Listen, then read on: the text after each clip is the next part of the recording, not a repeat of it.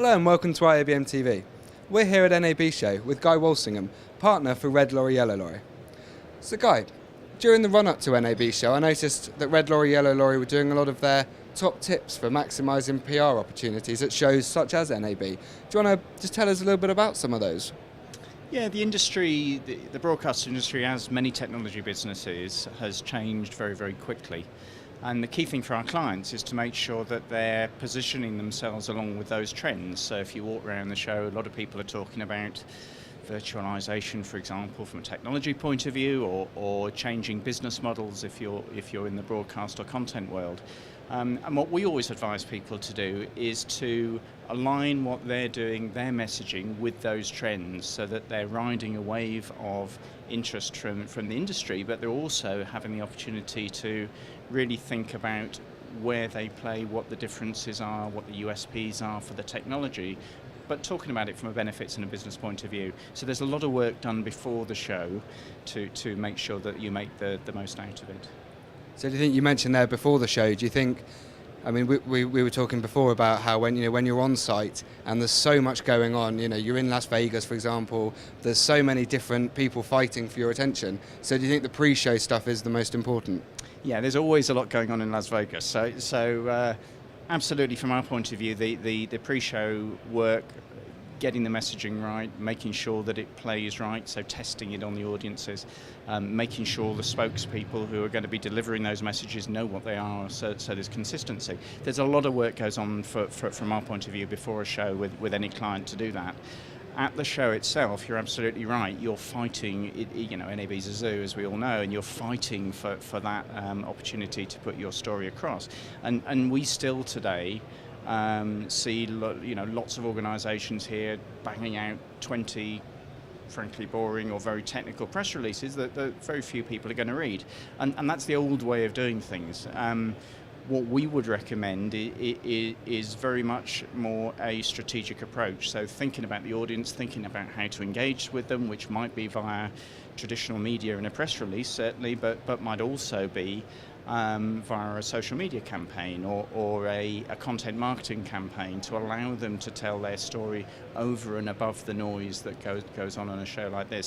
So our job is partly strategy and creative up front, but also a big planning piece in thinking how to get the most out of a show.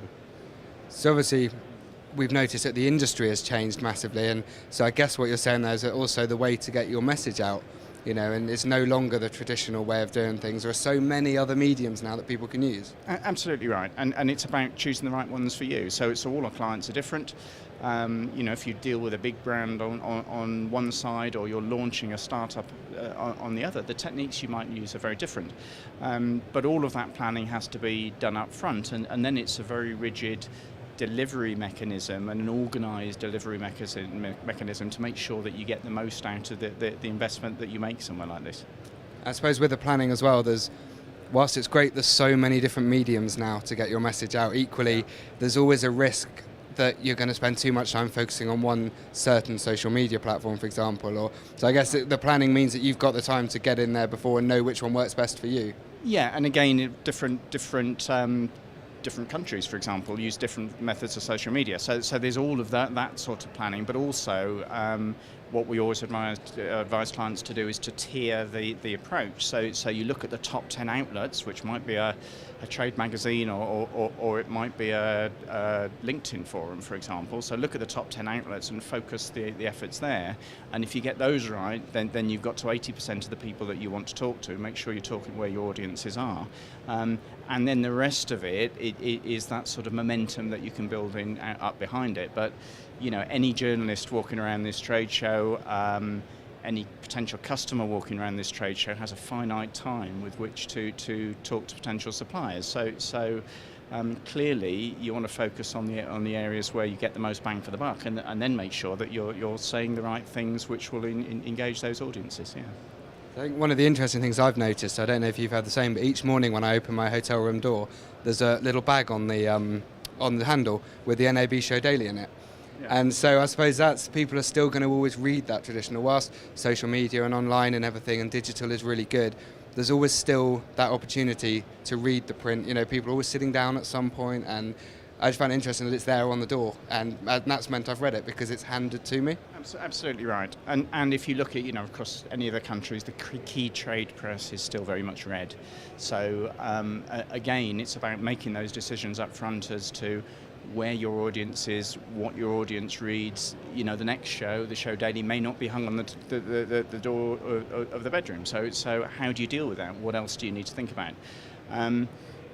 But absolutely, our advice is to focus the efforts on the bits that are going to have the biggest impact, and then all of the rest of the stuff sits around it. Yeah, but the industry, our business, the public relations business, is changing hugely. Yeah, and the way we recommend people work is the way we work, is to have very specialist teams who really understand the technology and business issues, and then you can develop the story in a way that is different to what your competitors might be saying, but is aligned with the big trends in the industry. And if you get that bit right up front, then it's the other bit is purely tactical. So the tactics take work, but are relatively easy. The strategy and the creative is the difficult bit.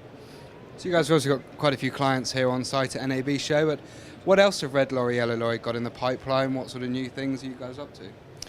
Our business changes all the time. So from our point of view, it's about making sure our biggest challenge is finding the right people to deliver the services we offer. So our team's getting bigger and bigger and bigger, and from our point of view, we only really look for clients where there are in areas that we really understand. So then we can offer that strategic bit. And as I say, the tactics are changing enormously. So digital's changed our business completely, and that's not stopped. And who knows where it's going to go next as well? Where it's going to go, but the content is the key bit. So if we get things like this right, and our clients are coming in, and doing similar interviews with you guys, it's making sure that you've got that golden piece of content that you can use properly and target at the people that you want to talk to.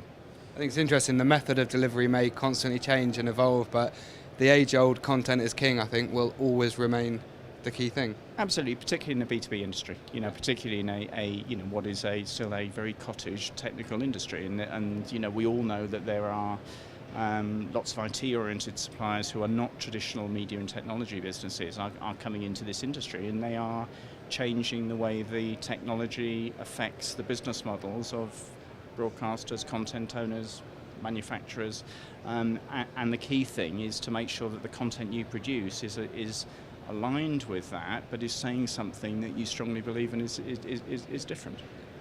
So you obviously did your tips, which I mentioned at the beginning, for NAB show. Is this something that Red Lorry Yellow are going to be continuing, and if so, where can people find out this information? Tips and tricks are always on our website. They're on your website, I believe, on the IABM website, and we do this across a number of different industries. So those tips change as the industry changes, or the method of engagement changes. And I suppose according to event must change as well. According to the event as well, and according to the client, actually. So there's generic things that everybody should be thinking about.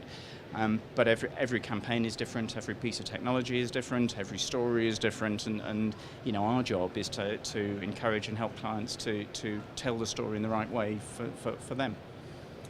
Thank you very much for your time, Guy. Thank you.